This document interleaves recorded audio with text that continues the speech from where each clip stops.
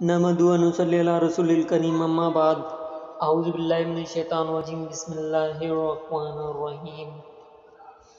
حدیث نبوی ہے، حداب بن خالد نے کہا، ہمیں حمام نے حدیث بیان کی، انہوں نے کہا ہمیں قتادہ نے حضرت انس بن مالک رضی اللہ تعالیٰ عنہ سے حدیث سنائی کہ رسول اللہ صلی اللہ علیہ وسلم نے فرمایا، اللہ تعالیٰ کو اپنے بندے کی توبہ سے تم میں سے کسی ایسے شخص کی نسبت کہیں زیادہ خوشی ہوتی ہے جب چٹل سے راہ میں اس کے اونٹ کی آنے پر اس کے آنکھیں کھلتی ہیں جیسے وہ صحرا میں گم کر چکا ہوتا ہے۔ صحیح مسلم حدیث نمبر 6961۔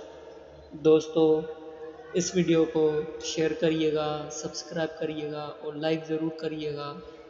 السلام علیکم ورحمۃ اللہ وبرکاتہ۔